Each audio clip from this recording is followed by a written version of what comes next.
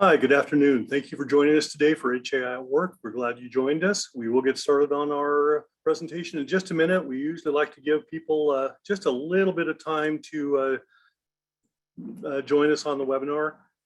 Today's topic, we think it's really fairly interesting when it's not really pilot error.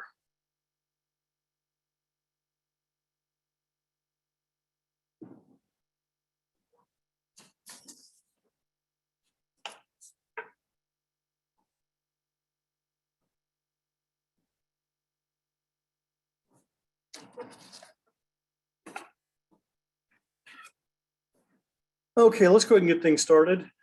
The topic today came up when I was reading Kurt Lewis and Associates, their Flight Safety Information Daily newsletter. It's a great publication that comes out once a day via email. This was back in January, and the title of an article caught my eye called "Here We Go Again, Pilot Error, Really?" And there was a sentence in there, a couple sentences that really stood out to me about the use of even near accidents as a method of learning to stop all accidents. What can we learn from everything that happens in our flight operations? Before we get started, let's go ahead and talk about who our panelists are today.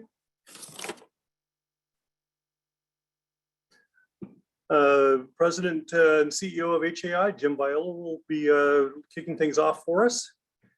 And our panelist today is the author of that article, and that's Dr. Shawn Pruchniki, who is a clinical assistant professor with Ohio State University's Department of Aviation. And Jim will give you a little bit more on his background in just a second. If this is your first time joining us for a webinar, we do consider them to be interactive. We do encourage you to ask questions. To ask questions, we know there's a chat feature in Zoom, but we ask that you use the question module. And that should either be at the bottom of your screen or on the side of your screen. I'm not really sure how it's set up on different computers. But please submit your questions through that module, and we will do our best to answer as many of the questions at the end of the webinar as we can. Today's webinar is being recorded. We will try to get this posted for everybody to see as soon as possible. It will probably be at least tomorrow afternoon, our time, before we can get it done. It takes a little time for things to render and then get posted to YouTube and then back to our website. We will get that link out to everybody as soon as possible. So now with that, I'd like to introduce Jim Viola, our president and CEO.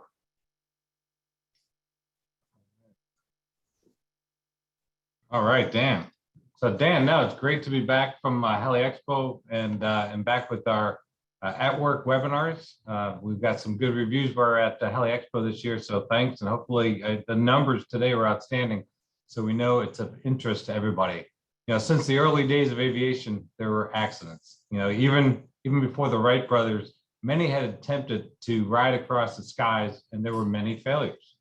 And many of those failures resulted in death or injury. And while those flights were not successful, there's always value in each of those flights.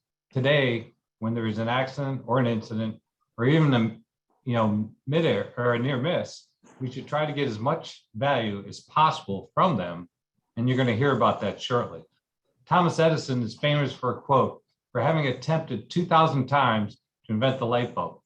His response was that he had not failed 2,000 times. He had discovered 2,000 methods that did not make a light bulb. So there's a previous perspective like that we need in our industry to learn from our mistakes. For so long, mistakes resulted in punitive action. And while punitive action is sometimes justifiable, examination totally of the incident is what is vital to continue to improve. So in order to correct actions, especially with so many repeatable accidents, we must learn from each of them and stop repeating those accidents.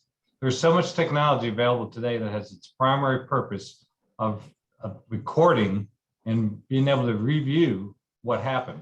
And while a lot of pilots don't care for those tools, I think they're very important data monitoring tools and cockpit voice recorders, cameras, flight data, all kinds of stuff that is available today so they can use for lessons learned.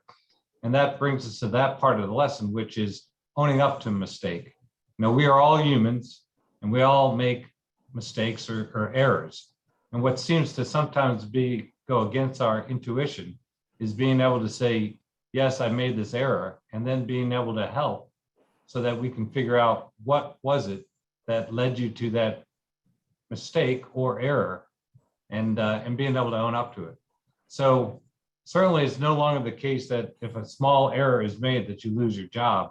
But today it's all about owning up to the mistake and then helping others understand how that error happened and collaborating on ways to address the issue.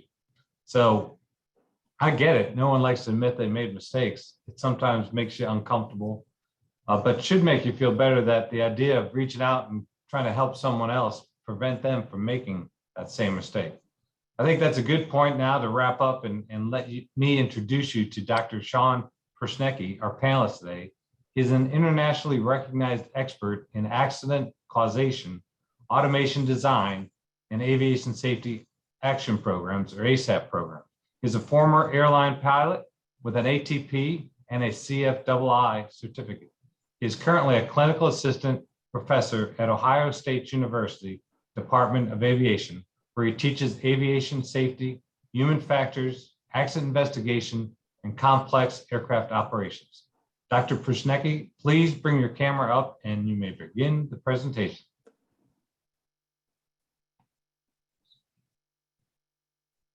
Thank you very much for that, that warm introduction. Let me go ahead and share my screen, and we'll go ahead and get started. And I apologize, I'm not sure. Oh, there we go.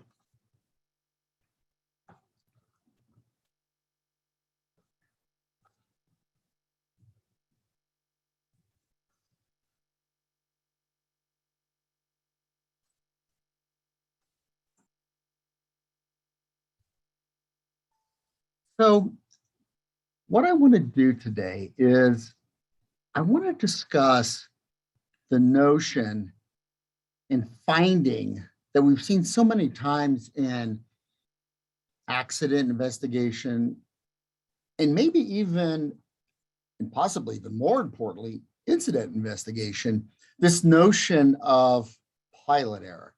And we've certainly all become quite familiar with this. And even within our own organizations and hangar talk, if you will, all of us as pilots and others within our community labeling some of these events as pilot error. And sometimes we're quite comfortable with this as we try to understand why some of our colleagues have made the decisions they've made that lead to these events. And the problem is that we'll go into is that this is, greatly unsatisfying for leading to change. That the same accidents seem to keep occurring. And we'll delve into that and talk about that further. What I want to do is, is to challenge you as we're going through this presentation is think of some events that you're aware of, either incidents or accidents, and use those as a frame of reference for some of the concepts, constructs, if you will, that I will talk about. And later, during the question and answer session, as we explore other ideas. Before we can do this, we need to discuss where we've been and where we're going. This idea, these older models of slapping on this label of pilot error, why we've been so comfortable with that, why this is so ineffective for leverage for change, where this leads to recommendations that typically are not meaningful, typically really produce no significant change in our industry, and we keep seeing the same type of accidents. But yet, where there's a different way of thinking about these events, and there has been for about 10 or 15 years. And numerous types of domains have been using this with amazing reductions in their accident rate. And we, in fact, have seen this in several parts of the aviation industry. Now, not all types, or I should say all factions or fractions, I should say, of the aviation industry. But in many, for example, the part that I come from, the Part 121 air carrier, this way of thinking and this examination, and some of you might be familiar with, familiar with safety 1, safety 2, resilience, which we don't have time to go into all of that. And all of that gets away from pilot error and has contributed to the lowering of the accident rate. This is just basically an outline of some of the topics that I want to discuss today. So where does the whole pilot error come from? Why do we continue to use this? And some of you might be familiar with some of these ideas. In fact, some of folks on this presentation might even still subscribe to some of these ideas. And there have been many individuals worldwide, great thinkers in the safety sciences, that have made it quite clear, and it was mentioned earlier by Jim, that human error plays a role in every accident to some degree. In fact, we see it with incidents as well. I want you to think about the value of investigating our incidents. Now, certainly we see more incidents than accidents, and we don't have the resources to investigate every incident to the extent that we do for accidents. But here's one of the things that we should think about is that an incident is a freebie, right? An incident is about 99% of an accident. We got a chance to see the evolution of these events. We got a chance to see the decisions that were made by the crew, how the whole scenario unfolded, but we didn't have a loss of life and we didn't have a hull loss, typically. What a great opportunity to gain the insight. But unfortunately, what we typically do is a very superficial investigation, and we don't capitalize on this like we do on incident investigation. So let's take a look at just some very basic ideas that's going to serve us well as we go further into this presentation. And some of you, this might be new information. And some of you, this might be a refresher. Now, there's basically two ways that we can think of human error. What we call the old view, or some people have labeled the bad apple theory. And others have, in some of the more advanced safety science world, have labeled this as human error as a symptom of deeper trouble in the system.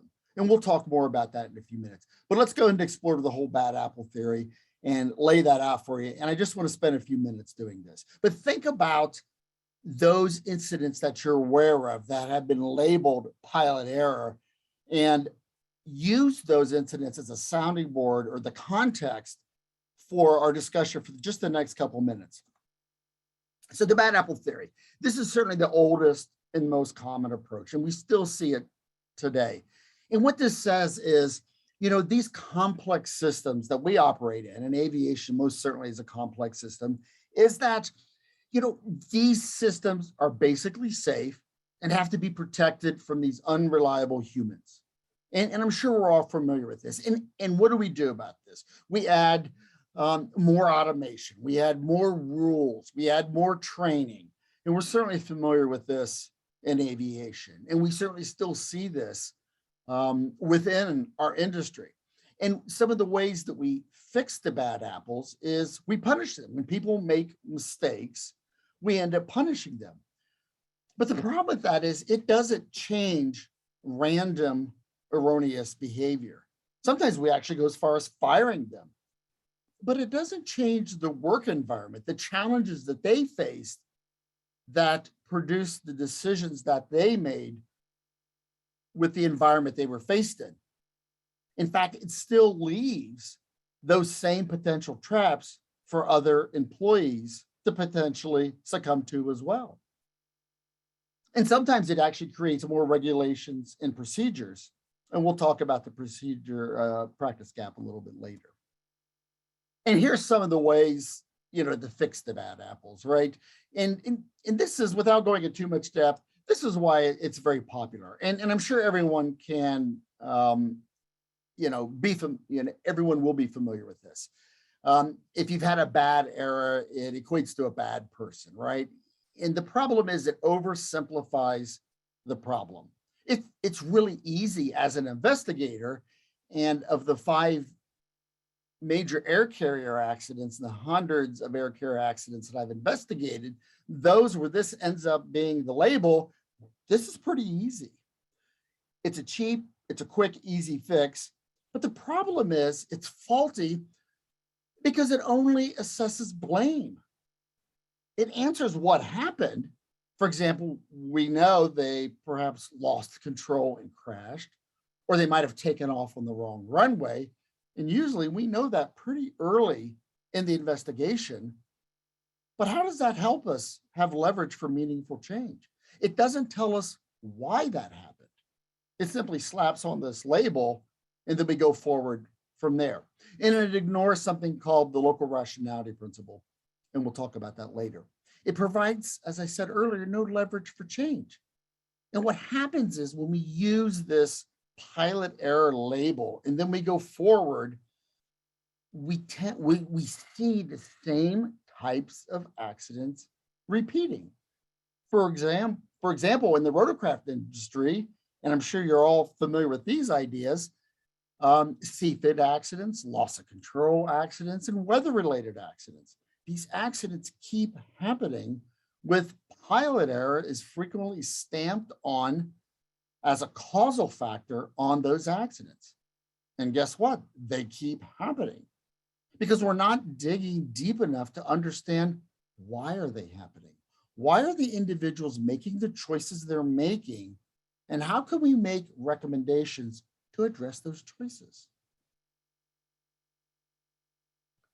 So years ago, some really smart people started understanding that, and it's addressed as the new view, that when you look at these simple explanations, these simple stories of error, this label, that there's really a second story. There's a much deeper story, a very much more complicated story about the environment, the organization that people work in, and the choices they have to make, and the challenges they have sometimes on a daily basis. And not only the challenges that they face, but perhaps all of the workers, all of the employees, all of the pilots, the mechanics within that organization have to face. And what's amazing is humans, as adaptable creatures, we almost always get it right. That can't be said for automation and other items that we have within our organization to help us get the job done. It's the humans that make our systems as safe as they are. People make decisions based on their tools, the task at hand, and the environment that they're faced with. And the environment is not only the environment, like in the case of pilots, the cockpit environment or the weather environment or the environment with the tools that they have. But that's how we make decisions based on all of those things we have. And that's what we have to look into, amongst many other things, when we understand why people do what they do. So I hope that you're starting to see, or I hope that we're starting to guide toward understanding why pilot error doesn't look into any of these things. And this is a much more challenging way of doing these investigations. And I can tell you from doing all the investigations that I've done, this is quite hard. The pilot error investigation or finding is quite simple. You can usually come up with that within weeks. These types of human performance investigations take 6 to 12 months or longer. They're extremely difficult. This is how we get leverage for change, understanding their decisions at that time.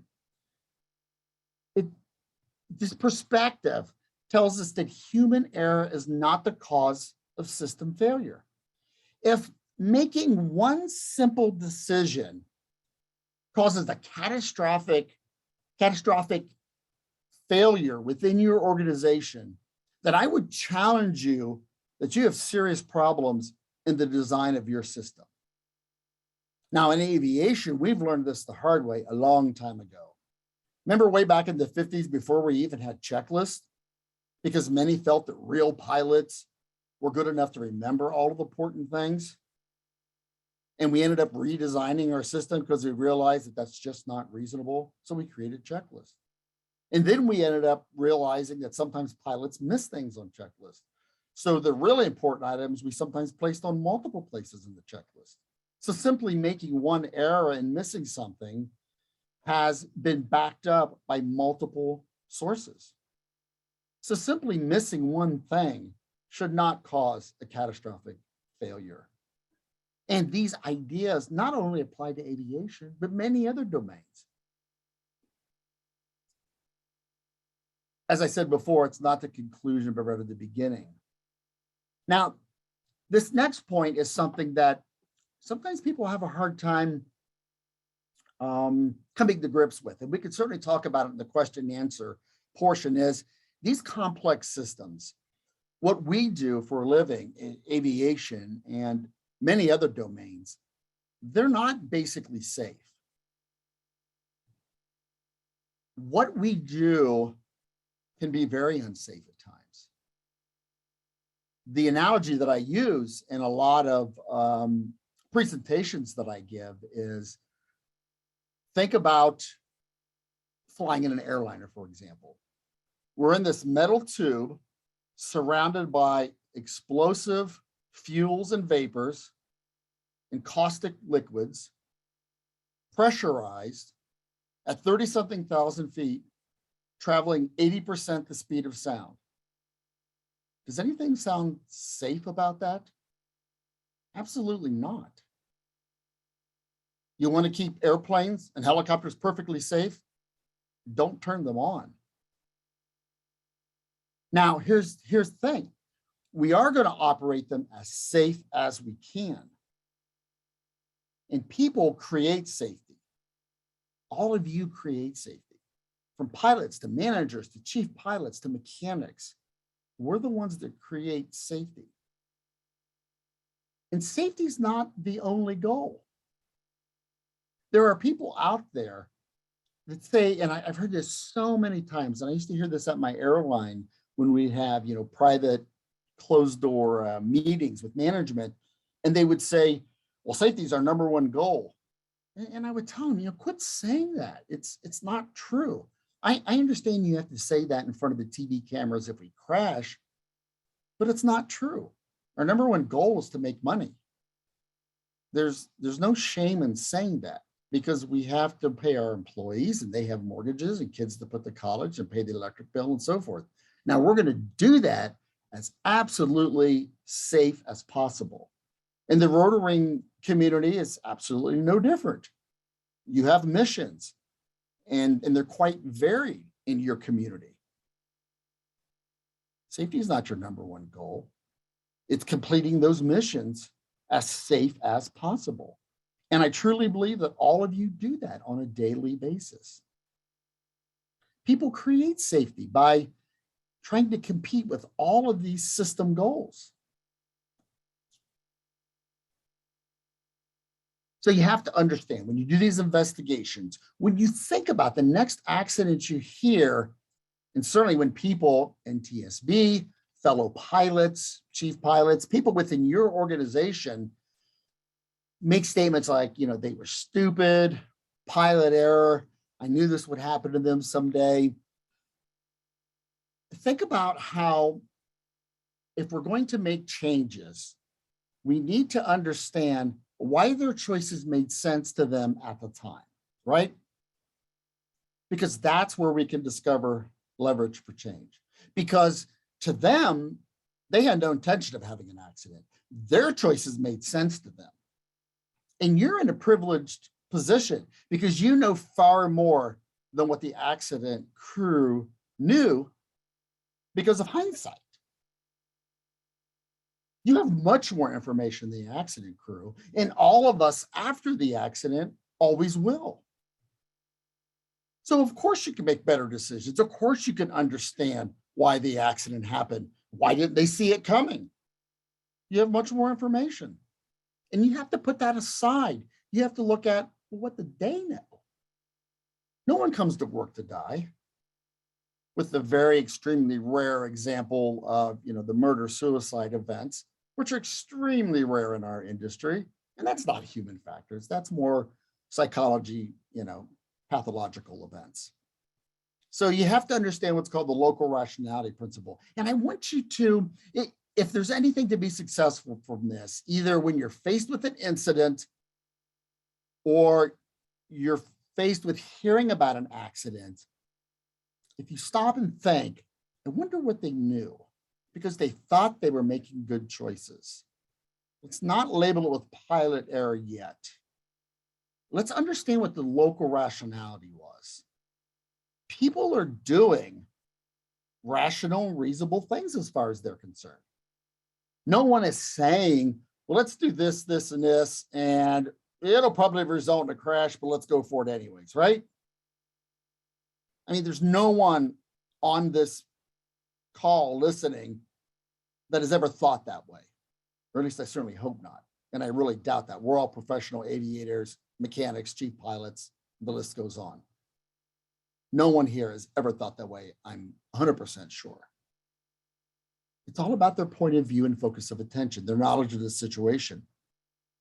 Before the mist happened, I'd love this picture down at the bottom on the left-hand side. Our understanding is there's so many choices to take, and you never really know which one could result in an untoward event. Most frequently, an incident. After it happens, look all the way to the right. After it happens, it's quite clear, oh, there was a single path that led to this. Oh, and now it's quite obvious. But we have to remember, look to the left. That's reality. That's what we're all faced with on a daily basis. We're all experienced aviators and managers and mechanics. That's our normal day. And of course, the objectives of the organization we work for.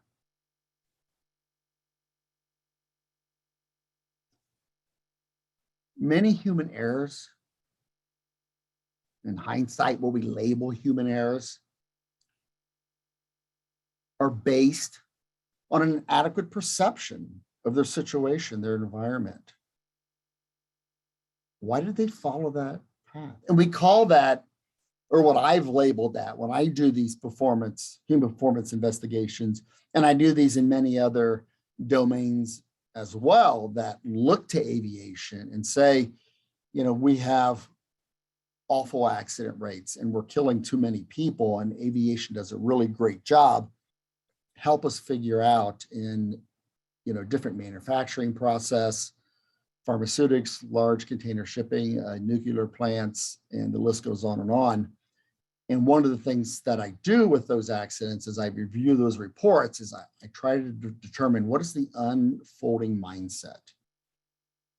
I put myself in their shoes and I only understand what they knew at the time. I build that mental model.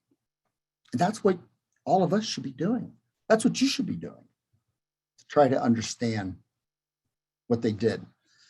Now, we can all be judgmental, right? And we've all done it. I've certainly done it too. And probably most of us on this presentation have done it as well. But the problem is, the more that we do this, the more that we're unable to try to understand this way of thinking when we are confronted with these incidents. And it may not be incidents within our organization. It could very well be incidents in other organizations, or incidents that we read about on maybe the Kurt Lewis newsletter or on our evening news, or whatever the case may be. Being judgmental has very much a litigious perspective. And certainly in Western cultures is, extremely litigious environment. It takes a lot of effort to try to avoid it. These actors, all of us, we're professionals, and we're very much second victims if we survive the event. For example, incidents where we all survive are typically harder on ourselves than any punishment our organizations could ever give us. We're devastated. We take a lot of pride in what we do. We take a lot of pride in being professionals. And when we make mistakes that are significant and cause harm, cause damage, it's a very devastating process that we go through in trying to come to terms with that.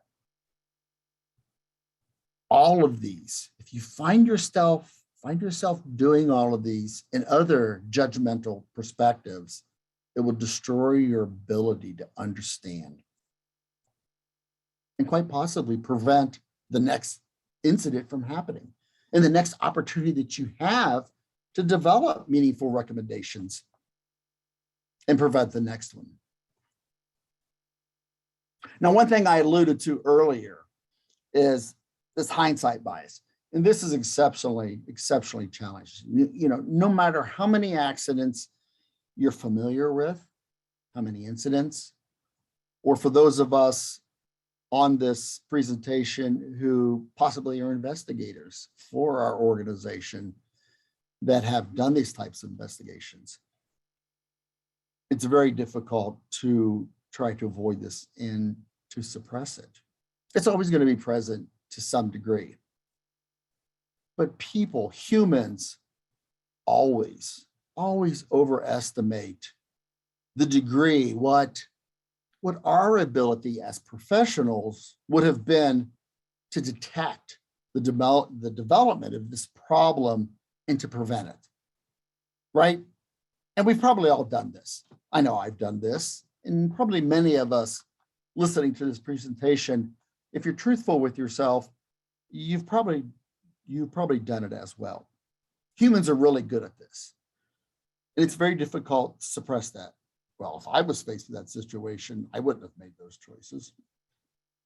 And this leads to judgment. And we've already talked about how that can misguide us and cause problems for understanding how we should approach these issues. And then once again, meaningful recommendations. Because remember, coming up with a cause is really just an academic exercise, right?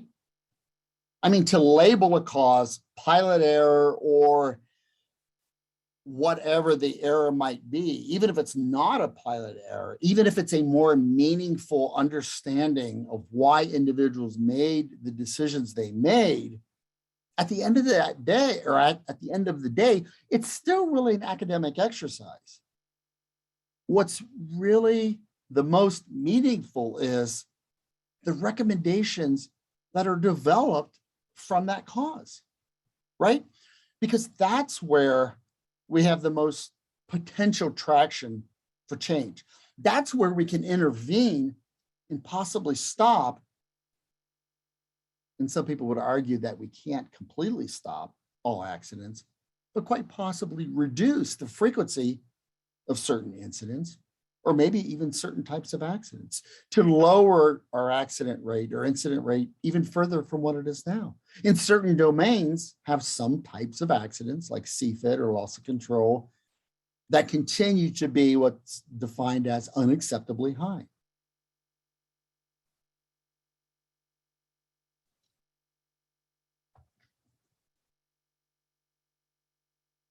And then, of course, outcome bias. That same thing. It's always present to some degree. Think about this next time you're confronted with one of these incidents or accidents. When we try to understand what happened, when we want to come up with meaningful recommendations, so we can, again, try to capitalize on these incidents. Try to develop meaningful recommendations. Is people think that just because there's a really bad outcome, there must have been a tremendously bad thought process, decision-making process leading up to that. In other words, if it's just a small bad outcome, if you will, there were probably some small decisions that were made. And this simply isn't true. And there's so much literature out that supports this. There's so much research that supports this. And for those of you that are familiar with a lot of accidents, or even have done a lot of investigations, and from my experience doing investigations, incident investigations, this is absolutely true. You could have very small decisions, very small changes that can result in catastrophic results. Because what happens is there's always going to be imperfections in our industry, most of which you probably will not be familiar with at that moment in time. And I talk about in many of my presentations and classes and literature that I write that we probably have all bypassed some rules. And that's a whole nother discussion about doing that, maybe violated sterile cockpit, maybe continued with an unstabilized approach, and we continue to get away with it. And I'm not advocating that that's okay to do, but I can assure you right now, all throughout the United States, in the airline world, sterile cockpit is not being adhered to. It's being violated all over the place. And I'm also willing to bet that we'll continue the rest of the day without an air carrier accident. Violating sterile cockpit does not cause airline crashes. So some people take that to say, wow, Shawn's saying that you don't have to follow the rules and everything will be fine. And that's not what I'm saying. What I'm saying is, and the problem is, that you don't know how many other things are going wrong. Things that you have no idea about. And when you do these incident investigations, what you'll find is there typically are lots of other things that are wrong that the crew had no idea about. And why it's so important to try to follow the rules the best you can is because that one simple little rule that you intentionally are choosing not to follow might be the tipping point. It might be a small little procedural decision that creates the perfect storm, where all of these come together because you didn't realize the charts are wrong. The controller's not paying as much attention as he should be because they got some really bad news the night before and he's a little more distracted. You might be thinking that he's at 100%, he or she's at 100% proficiency, that some of the signage at the airport is wrong. The chart might be wrong. Your vehicle, the helicopter or aircraft is not performing at 100% capability, but yet it's not bad enough to set off any alarms. And the list goes on and on and on. And all these eventually come together and culminate into the perfect storm and cause an accident. So you can have very small changes that can cause a huge outcome. And this is the very nature of these complex systems. One quick thing I want to mention about procedure practice gaps. One of the problems, or I should say, one of the solutions our industry has had is whenever something bad happens, our knee-jerk reaction is to add more regulations. And sometimes organizations add more rules. And we're very familiar with this as pilots and mechanics as well. And I know when I was flying for the airline, I had to follow, once I upgraded to captain, well, still very much as an FO too, I had to follow all the 121 regulations, and there's an unbelievable amount of those, all the Part 91 regulations, and our flight standards manual that came from the airline, which was, tremendously thick. And I am quite certain on every flight I performed, which was probably 2,000 or more flights, I probably did not follow every single detail or every single reg and flight standards manual guideline on every single flight, just because there's so many. And I certainly didn't have every single one of those in my brain. And I think we'd be foolish to kid ourselves and say that we do have every single one of these in our brain.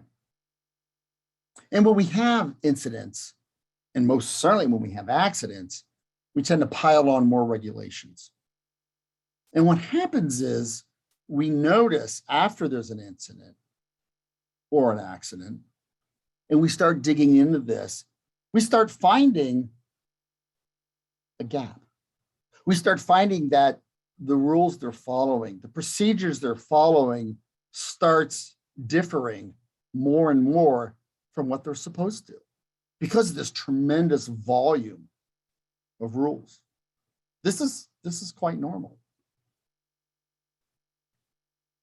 And this is a problem. For example, in the airline world, and it very well may probably true for the rotorcraft world, over the last, I think it's 15, maybe 18 years, on the average, we have added approximately 20 new regulations that are based on safety changes to the Part 121 regulations. And our safety record has not changed basically at all. All we've done has added more rules to follow on top of the already tremendous amount of rules that we can't keep up with anyways. That's only created a wider procedure practice gap. And real quickly, I'll just give you an example of a union work rule. There was a case at my airline where we were getting close to a strike, and we decided to try to follow, usually our performance, on-time performance, departure, landing, baggage, all of that is, mid 90%, up 90%. And we had all kinds of problems fighting with the company. I won't give you all that background. But what we decided to do was to, basically bloody the company's nose and let them know we were serious. So we did work to rule. And we tried to follow as many rules as we could to the letter. As many rules as we could, detailed. And we did that on noon on a Thursday. And I think it was by Friday morning. You have any idea what our statistics were, what our performance numbers were? We were down in the 40% range. The procedure practice gap was huge. That's what happens when you try to follow as many rules and you get into your manuals and you try to follow as many rules. And then we keep adding rules. And we wonder why adding more regulations doesn't really seem to make a change. Now, I'm not saying that there's no reason to, we should never add a regulation. There might be cases where we should do that. I'm saying that we should take caution that after we have an incident, that should not be our knee-jerk reaction, that we should take caution and make sure that we really understand if it could make change and if it could give us leverage for possibly improving our safety record or your organization adding an additional rule for how you operate. We have to understand that these are dynamic environments, and the rules that we write are written in static environments. We are adaptable creatures. We're very, very good at this. Automation is not adaptable. We are as safe as we are because the humans are involved. These are the major take-home points. The things that I hope you walk away with this, you have to understand the individual's frame of reference. Throw away this notion of pilot error. It gets us absolutely nowhere, no leverage for change.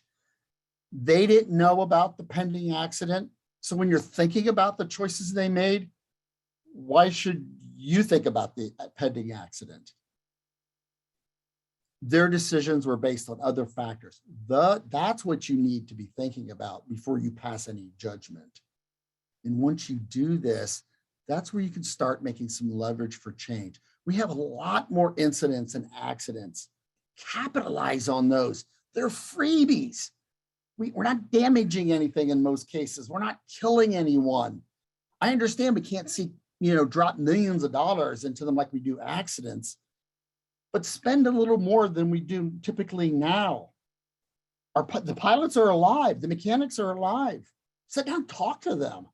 Figure out what they were thinking and why they made the choices they did. This will give you the opportunity to make some change. That's apparently the only proof that I have that I ever flew for an airline. That's actually my last day, my last landing with my airline. And this is just a little plug for my consulting firm. If anybody ever wants to have any discussions moving forward, if I can help you with anything. So that's what I have for now. That's right at, oh, hit that perfectly, 45 minutes. And I'd be happy to take any questions at this point. Well, Shawn, I think you've done a really good job of addressing some of these issues. Honestly, we've only had just a couple of questions come in. Let's see, should personal accountability be addressed in flight schools? Is that something that you think would help to develop a better culture, perhaps? So one of the problems with accountability is that it should be forward-looking, not rearward. Because what happens is when you go back and look at something that's happening is with rearward accountability is we're essentially passing judgment. And what you will find with professionals, and I've seen this time and time again with pilots, is they want to be involved with understanding what happened and making themselves better pilots and coming up with solutions. We saw this with our ASAP program, and so many of the individuals that I know in corporate flight departments and other airlines, and I hear this time and time again, that, and we strongly encourage this and almost requested it, that pilots make suggestions. How can we prevent this from happening again? What can you do to prevent this from happening again? And pilots came up with all kinds of great ideas. This is what I'm going to do. This is how I'm going to be accountable for what I have done and what I'm going to do in the future. So it's more accountability looking forward than simply looking rearward. Now, of course, there's those situations where, there are those rules where we have to follow them. You don't show up to work drunk. You don't fly underneath bridges, right? We all know these things. These aren't individuals acting as professionals. That's a different situation. Okay, got a question from David. And I see this as an issue, perhaps it's very common in our industry. He said, how do you handle flying copilot with a self-assured pilot that appears to lack your level of care and caution?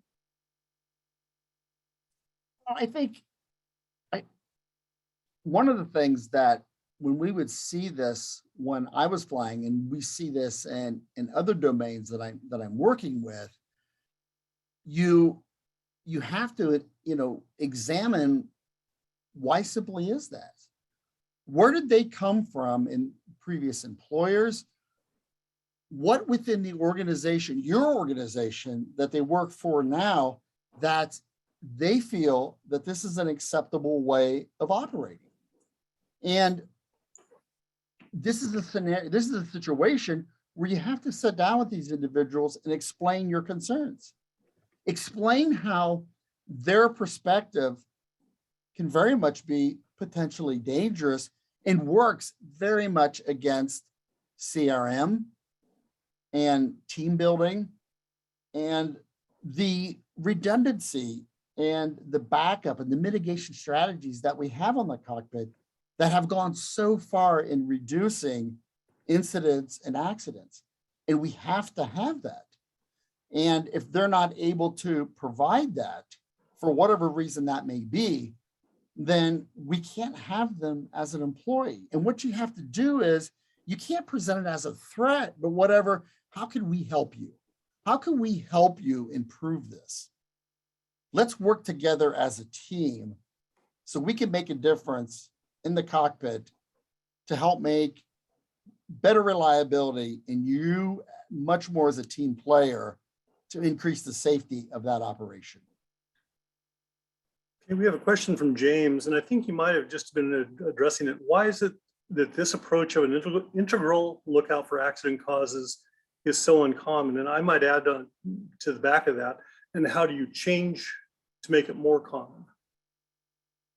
Well, it's not necessarily that uncommon. The Part 121 world, it's in fact very common. And the NTSB has finally made significant changes in the last 4 or 5 years with how they do their investigations. They still fall on their sword sometimes and still come up with pilot error labels. But there've been some, amazing folks. A colleague and a friend of mine, Robert Sumwalt, who was recently a chairman. Robert was my mentor many years ago with ALPA. When I took over as director of human factors for ALPA, he was the previous director. And Debbie Hirschman before that is a friend and colleague, and we still keep in touch. And both of those individuals did an amazing job of bringing this type of thinking to the board. And they sought out some of the great thinkers in this type of material and brought that to the board, which has now resulted in the boards moving away from pilot error. So it is out there. Now, I'm not sure why necessarily the rotorcraft industry and my hunch is it doesn't seem like it's embracing it quite as well. And if I'm off base there, please someone correct me. There's some people that have told me that. So if they're wrong, please tell me. But I'm not really sure why that is, but I want to work with the group. I want us to embrace this and work together as a team so we can get a better understanding so we can make some changes. Okay, when a pilot intentionally disregards a rule that may result in an incident or accident, I feel punishment is necessary, not only to change the behavior of that pilot, but also the other pilots who learn of the punishment. What are your thoughts? And that's from Larry. Now, that's not where you should start, Larry. Here's the problem. You have to understand why they did not follow the rule. I haven't followed numerous rules when I was flying, and I would like to think they were for some pretty good reasons. And we could sit here and tell war stories, and I'm willing to bet you might come on board with at least some of them and say, well, that's a pretty good reason why you flew that unstabilized approach. That's a pretty good reason why you did this or did that. You're not going to get to the bottom of that unless you talk to the pilot, unless you talk to the crew involved. If you simply look at FOCA data, or you look at ASAP or whatever the data might be, what do you hope to gain by punishing? I mean, what's going to be the outcome of that? You're not going to change erroneous behavior. All you're going to do is force the other pilots to clam up. You're going to keep the other pilots. What it does is punishing like that drives safety reporting underground. People shut up. They stop reporting incidents. If you do have a reporting program, you will watch your reporting program decrease to almost nothing, because people realize I'm not going to confess to anything because I know what might happen. Most reporting programs, for example, ASAP programs, around 70% of those programs are sole source reports. In other words, you as the safety department or the managers or whomever for your organization would not know about those incidents if the individual did not report them. So you think you know what's going on at your company? You most certainly do not without those sole source reports. And think about that, Larry, 70%. You start punishing people left and right, you're going to stop getting reports, or at least cut that down to what, 10%? You're going to drive that reporting right underground, and you're not going to understand the dirty laundry, what's really going on. I thought as a line captain and a safety representative that I knew what was going on at my airline. I didn't know till I got on the ASAP committee and started reading all these reports. Wow. I had no idea what was going on at our airline. 70% of those reports. It's impressive. Had a comment come in that somebody said it's actually closer to 90%. So, oh wow, okay, that's even more impressive. Question: how do we change our biases? Since so many of the accidents occur for the same reason, should we be focusing our attention on improving training or improving safety culture? Well, safety culture has a significant impact and perspective on this. That combined with some of the things that we've talked about today in harnessing the potential energy and impact that incident investigation has, and stop when we start finding ourselves labeling stupid pilots. I can't believe they did that. I would never make that. Pilot error. And taking some of the different perspectives that we've talked about today and approaching it from that perspective, that's how we can make meaningful changes. That's how we can understand why this happened. That's how we could potentially prevent other crews from ending up in those same situations and possibly even being forced to make those same decisions. But safety culture, just culture, is a whole nother discussion itself that dovetails nicely into this discussion that we've had today. I think we've got time for one or two more questions. This one's kind of a long one from Mike. The narrative of most occurrence reports attempt to capture the facts as they appear to the reporter and other commenters. But as Sidney Decker says, these are counterfactual because they rarely address the issue of what did the pilot or other individuals were thinking at the time, which you addressed earlier, Shawn. Is there something that we could do to construct, due to the construct of the reporting system, to identify this vital aspect? So that's really challenging. And, you know, Sydney's a dear friend of mine, and we've talked about this just on and on and on. And counterfactual is quite difficult. One of the things that we can do is, you know, remember, we construct cause. Cause is not something that you necessarily find. And through fact finding and taking what we learn from our surviving crew members, and this is certainly what we see, especially in our incident investigations, and why that's so important, in addition to the facts that we find. For example, you know, the information on ATIS, the condition of the you know, the vehicle, in this case helicopters, is how we can build a construct. One of the problems is with the way that we interview people. We tend to do a pretty bad job of how we interview people. And I would encourage everyone out there to look into the idea of cognitive interviewing. This is something that I learned many years ago when I've taken a lot of classes out at the NTSB Academy. And one of them was cognitive interviewing. This is a method the safety board uses, and I've used it many, many times in my investigations. And it really helps elucidate so much more information than what you would get from our standard types of interviewing skills that we've all used in the past.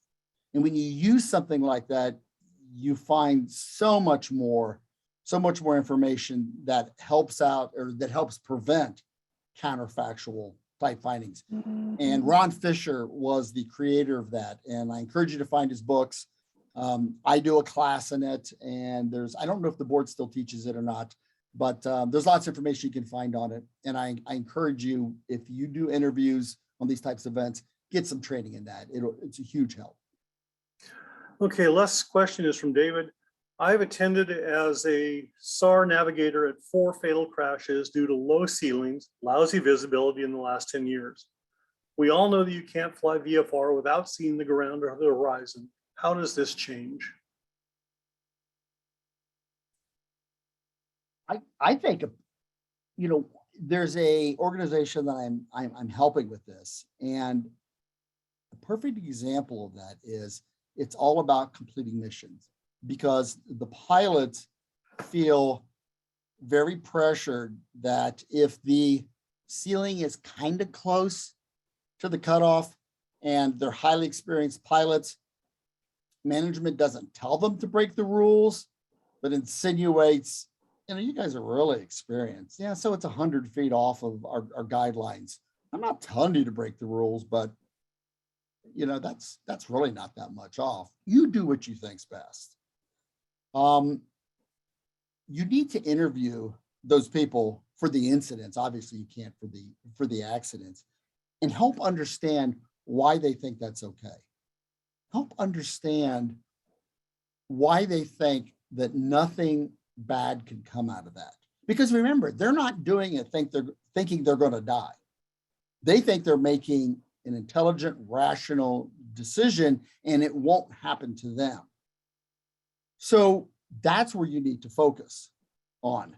And by understanding that, then you can help dispel the myths and possibly turn around and provide training for everyone else and use those accidents as a training tool. But it's not enough to simply say, don't do this, because what you get is what you've seen. Don't do this. It's pilot error and it doesn't work. You keep having the same types of accidents, which is what we keep talking about today. Okay, Dr. Shawn Pruchniki, thank you so much for joining us this afternoon. I think your insights were incredibly valuable. I know that we held engagement on our attendees throughout the webinar. I'm grateful that you were willing to come on, and I'm grateful that you published your article that caught my attention right off the bat. So want to express my appreciation for having you join us today. Thank you very much. I enjoyed it too. And if there's anyone I can help out there, please reach out and I'd be happy to talk to you further. If anybody didn't catch his contact information, please watch the recording. Again, we'll have that available online tomorrow, probably. Thank you, Dr. Shawn. Thank you so much. We appreciate it. You bet, Dan. And let me share some information, get up our housekeeping duties wrapped up for this week. Upcoming webinar, save the date. Next week, we will have one of our first 2022 Salute to Excellence winners, Georgina Hunter-Jones, who will be coming on. She was the Salute to Excellence Communications winner, and she'll be joining a panel of esteemed aviation communicators, women in aviation communicators. It should be a really interesting webinar next week. On April 7th, we have the missing human factors link. Kimberly Hutchings will be joining us. She's an expert in this field, and she is willing to share some of her knowledge on human factors. I'm really looking forward to that one as well. April 14th, we're still trying to fill in a date. We had some cancellations, and I obviously got tied up with the Heli Expo. It was a great show, but got a little behind. April 21st, a royal education. We will be discussing aviation training with John and Martha King, two of the cornerstones of aviation training that are in our industry. I'm looking forward to that one as well. We do appreciate your feedback. We will be issuing a survey here shortly. We do ask that you take just a couple of minutes to respond. We always look forward to your responses. One of the things I'm looking forward to is suggestions for upcoming webinars. What are topics that you would like to see us address? We do pay attention to all the surveys, and they don't go unnoticed. We also ask, what can HAI be doing for you? We are a membership-based organization. We want to know what is the most helpful thing that we can do for you, either as an individual or as a small business or even as a large business. Best way to respond to that question is send an email to Jim Viola, our president and CEO. His email address, president@rotor.org. He sees every email that comes in. He responds. He assigns appropriate emails to our staff for tasking. And so please let us know what we can do for you. That does conclude our webinar today. We are grateful that you took time out of your busy schedule to join us. We do ask that until next week, you fly safe and you be safe, and we will see you again very, very soon.